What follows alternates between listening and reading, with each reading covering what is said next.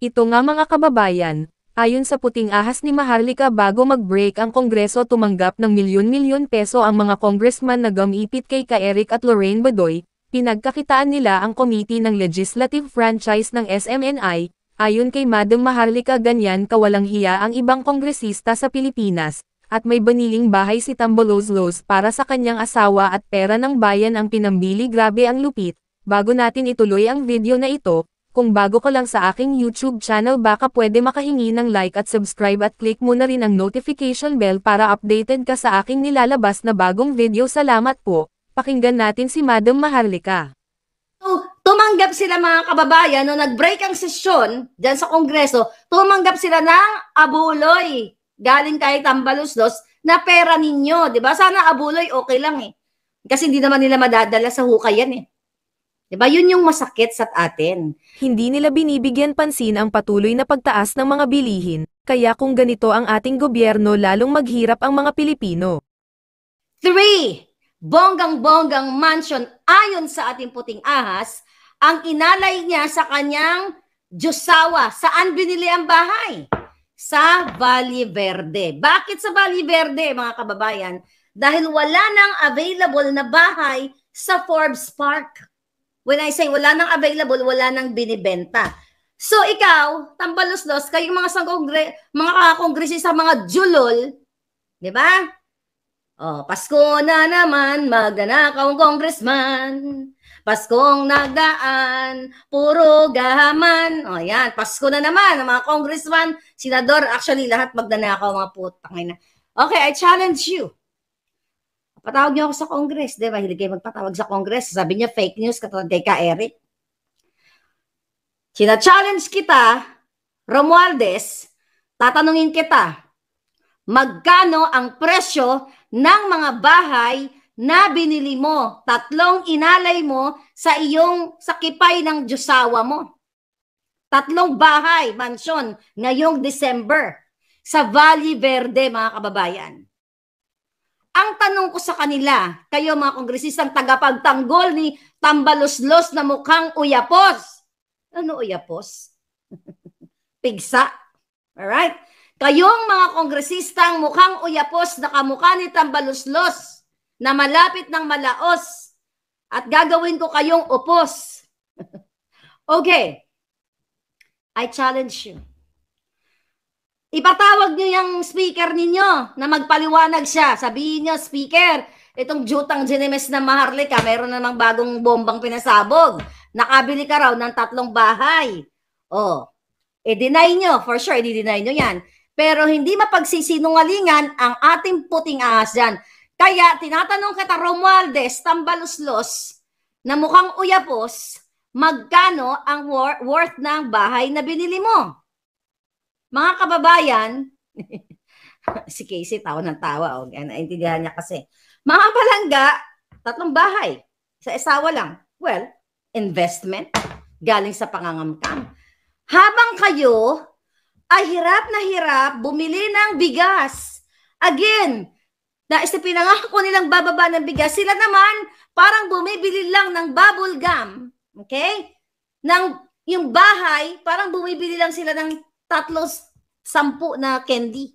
Magkano na ba candy ngayon? O 5 piso, whatever. So sila ay tuloy-tuloy ang pagbibili ng kanilang mga kabahayan. Kaya nga ako, sabi ko nga, ako ay sugo ni Harry Potter. Ako ay sugo ng Diyos. Sorry po Lord, ginamit ko yung pangalan. But anyway, ako ay sugo ni Tadhana na lang. Okay? Ako ay sugo ni Tadhana na taga-tuligsa sa inyo. Sabi ko nga kanina, nag-joke-joke lang tayo dito mga palangga, pero itinataya ko yung alindog ko dito. Kalaban ko, demonyo, Jelgemon, manggugurgur ng tao. Ako wala naman akong pera, mga palangga. Hindi katulad ng mga ito, ninanakaw ang pera ng bayan. Trilyones. Nakita niyo mga hinayupak na kongresista at mga senador. Particularly ang mga kongresista. Bago nag-break ang sesyon. Okay, nagbago sila nag-celebrate ngayon. Kita yung mga hayop na to, nag-December 16 yung break nila, babalik sila sa July 20. Imagine nyo, 1 month mahigit ang bakasyon nila. Ang sarap ng buhay ng mga buwaka ng Ginemes. Ini-enjoy nila lamon ang pera, nagpapalitsyon. Sana nga, salaksakan nyo na ng lechon yung mga puso nyo para tumibok-tibok na ng tuluyan yan. At ng, you know what I mean. Ngayon, mga palangga. So, binigyan niya ng mga ng bonus ni Tambaloslos dun sa pag-contempt nila kay Badoy at kay Ka Eric. Oh, ikaw, Migaon Nograles. Ano, biga-biga ka, ha? Isa kang alpotera. Yan, okay. Mapunta tayo kay Migaon. Ayan si Migaon, si Migaon Nograles. Alright? Yung, ano na yan, giatay. Manang-mana, ayon sa ating puting ahas, tinignan ko, ginugel ko, manang-mana ka pala sa tatay mo, biga-biga ka. Okay? Tignan natin to, ang message. Actually, nasa dyaryo to eh. Dali lang mga hitad. Okay, tignan ko lang tong, okay, yung tatay niya si Borles King. Ikaw, Migaon Nograles, dyan sa Congress na tumatanggap ng bribe galing kay Romualdez, tumatanggap kayo ng pera ng bayan, kung makaarte ka, ang kipay mo manang-mana sa iyong itay na kumakalaykay ng babaeng mayroon ng sariling may bahay. 'Di ba? Okay, ano yung sinasabi ko dito? Yung kanyang tatay na si, ito sinulat ko to eh. Okay, Nograles, Borles King. Tignan nyo Borles King. Okay, tignan natin to. Dapat bukas pa to eh, kasi kailangan natin ibang information. But anyway, ang tatay ni Migaon Nograles ay nahuling hubad sa katotohanan. Okay? Nahuling hubad sa katotohanan, ang chika bumbum sa Davao, ang tatay ni Migaon Nograles ay pinatulan or naging jowaers yung ABS-CBN talent na Leoterio, ang pangalan, Google nun nandyan. Tapos, ang asawa ni Leoterio, mga palangga, ay police din na may sinabi din sa Davao, may kapangyarihan din at mayaman. So, sinundan sila nitong asawa ni Leoterio dito sa Maynila. So, nahuli ang tatay ni Migaon Nograles na hubot-hubad kasama yung Leoterio na yon. Okay? Nanchuchok-chok chenes sila. Siyempre, itong police na ito, police yung asawa eh. Asawa niya yun, so binawi niya. Pero later on, naghiwalay na rin sila. Alright? Borles King. Okay, hindi ko pa sina-review yun mga palangga eh. Dapat i-review na lang natin. Basta itong si Nograles, yan. Kaya ikaw, Migaon Nograles, wala kang maipagmamalaking kipay labong ka, ha? Huwag ka magbiga-biga dyan, gaganon-ganon ka sa yung tatang-tanga ka kay Davila, di ba? I-TikTok mo na lang. Tinatanong ka kung mag-specific, which is, ano yung specific? Ang tanong sa kanya, ano ang specific violation? Be specific. Ang violation ng SMNI, i-TikTok ko na lang, alpot-alpot. Yung pala tatay, mana-mana sa tatay mong Borles King. Well, kasi mga politiko ito eh. Hanapin nyo na dyan. Nandyan sa, i-google nyo. Prospero Nograles, yan. O, tama, Prospero Nograles. O, later na ito, nagbati siya ni Pangulo Duterte. Kung tutusin, wala naman tayo magpakialam dyan, mag-alpot-alpot sila palangga eh. Yan, no? Kanya-kanya tayo ng eksena sa buhay. Kung gusto ni Migaon Nograles mag-alpot-alpot, magbiga-biga, tumuwad-tuwad kay Sandro na binabay din. Wala tayong magawa dyan. Buhay nila yan. The problem, nakasalalay dito ang pera ng bayan. Habang nagabiga-biga sila, mga palangga, habang ginigipit si Badoy, habang ginigipit si Ka Eric, illegal nilang kinulong. Diba? Kinontempt nila dahil ayaw lang i-reveal ang source. Diba? At itong mga taong ito, si Badoy at saka si Ka Eric, ay protektado nga ng ating batas pero ginabuso nila ang kanilang kapangyarihan at kasama dito si Migaon Nograles, si Tambunting, si Akop, si Kimbo na mukhang mangkukulam, 'di ba? Yung boses niya, Your Honor, SMNI. Para alam mo sa totoo lang, parang ako nandyan sa Congress, ulamin ko talaga, Your Honor, SMNI, bakit? Yung boses niya mukhang tanga. Tapos si Nograles naman, anyway, kakaloka. So, ikaw, tumanggap kayo. Saan ba ako napunta? Ba't ang haba nito? So, tumanggap sila mga kababayan, no, nag-break ang sesyon dyan sa Kongreso, tumanggap sila ng abuloy galing kay Tambaloslos na pera ninyo, di ba? Sana abuloy okay lang eh. Kasi hindi naman nila madadala sa hukay yan eh. Diba? Yun yung masakit sa atin. Habang tayo'y naghihirap, habang tayo mga OFW, diba? Ayan, pinapromote ko yung Sendwave app ko. Diba? Nakakatulong ako sa bayan. Kasi the more na nagpapadala kami ng pera, ako nagpapadala ako. Ngayon magpapasko, dami na mamasko, dami inaanak, kahit di inaanak. Ganun talaga ang buhay. Kung may bibigay ka, di bibigay ka ng bonggang-bongga. Kung wala, sorry na lang mga palangga. So, yun yung mga remittance, OFW, lahat. Kaya may karapatan kaming sundutin kayo ng magic wand ko. Alang man tatahimik kami, ha? May contribute ako sa Kaban ng Bayan. Ulit-ulitin ko, may contribution ako. Kaya may karapatan ako, kahit sa Jamaica ako, may karapatan akong magngak-ngak dito.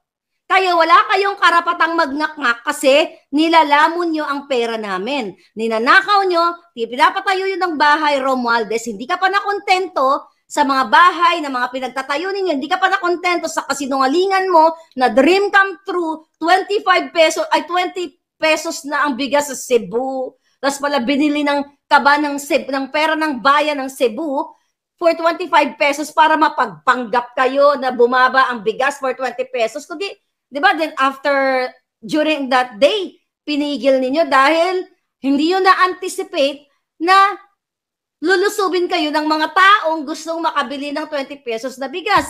Pero hindi nyo masustain kasi puro kasinungalingan, puro band-aid solution, puro kaletsehan, hindi totoong nagmura ang bigas. Then ngayon, habang kayo ay nagpapanggap, ikaw Romualdez, tambaluslos, di ba, mo ma, na balljack ka dyan sa Japan, muntik na masundat ang ilang mo, ganun kayo. Di ba, dapat, ginano na yun. Tuloy-tuloy na hanggang esophagus. Anyway, mga kababayan, bumili ng bahay sa Valle Verde. Teka natin. Actually, tingnan natin baka may picture na. Okay? Naantay ko pa sana yung picture pero ano na natin, ibukelya na natin. Tingnan ko lang mga puting ahas ko kung mga gising pa. Ano oras ba sa Pilipinas? Gising na yan sa Pilipinas. So yan. So ito po yung inyong gobyerno. Oh, maniniwala ba kayo sa akin? Di ba? Maniwala ba kayo kay Maharlika? Bakit naman di kayo maniwala? Halos lahat ng binukelya ko dito nagkatotoo. Yung iba, tinitipid-tipid ba ni Lisa? Lahat halos. Siguro masasabi ko, lahat ng expose ko dito, 90%. Yung 10% hindi pa nangyayari kasi pinipigil pa ni Lisa Smugs para yun nabitin-bitin pa niya para yung kunyari, hindi yan totoo sinabi ni Maharlika. Pero simula kay De Lima, simula sa pagpapalabas ni De Lima, panggigipit sa SMNI, panggigipit sa mga vloggers, lahat halos ng binukelya ko kay Paul Soriano, nagkatotoo. Oh, hindi man ako manghuhula. Because sa ating puting ahas yan. Dahil sukang-suka na ang taong bayan sa ginagawa ni Romualdez, ni Lisa Smugs, okay, sa ating bayan. Actually, itong hayop na tong kuting na to, nagdadadakdak na naman doon sa, sa pangalan nito, sa Japan. Nagyabang-yabang na naman sila doon palangga. Okay, pinaglabang nga doon sa, ito, tingnan ko ipinagyabang mo kuting, doon sa statement, saan niya nagsalta? Yung sustainable economy through innovation speech niya, okay? Sustainable economy, giatay. Sustainable economy, ang smuggler kayo? Mga ihudi puta? Mga linte? Nami ibuhol-buhuli ng mga sabot nyo ni Lisa para hindi na kayo maka-alpas. Anyway, mga panaga, binida-bida niya doon, okay, sabi ni Koteng, yun natin basahin yung mga kasinungalingan niya, mga drama-drama, mga bilateral eklabush para sa ekonomiya, jutang ginina, di ba? Gumanda ba ekonomiya ng Pilipinas? Buhay lang nila ang gumanda. Sila lang ang nagpapatayo ng bahay, sila lang ang bumibili ng bahay, tatlo-tatlo pa. Babalikan na naman natin yung loto. Oh, saka na yung kagabi, pinag-usapan na natin yon. Okay, sabi ni Kuting, allow me also to acknowledge the tireless efforts of our First Lady. Oh, First Lady, First Ahas, Mrs. President, who is joining us here today as she has graciously, palakpakan naman mga hunghang, assumed the role of patron for indigenous textiles. Nasaan? Picture-picture lang, hayop na yan. Design services. So, ayan, inimbitan niya yung mga magnanakaw na mga designers na kumikita ng limpak-limpak na salapi. Tireless, tama ka naman, Kuting. Tireless ang pagnanakaw ninyo sa pera ng bayan at panggagancho ninyo sa mga industriya ng what? Textiles, design, eklabush. Imbis na iangat ninyo ang buhay, totoong buhay ng mga maghahabi, yung mga tao from dun sa pinaka nagbibigay ng mga raw materials para magkaroon tayo ng mga ano natin, pambansang yung mga tela, di ba, mga pinya, mga ganyan, chuchu-chuchu. Pero kabuisitan lang ang pinapakita nyo. Kung nagustuhan mo ang video na ito, huwag kalimutan magkomento kung ano ang saloobin mo. Salamat po.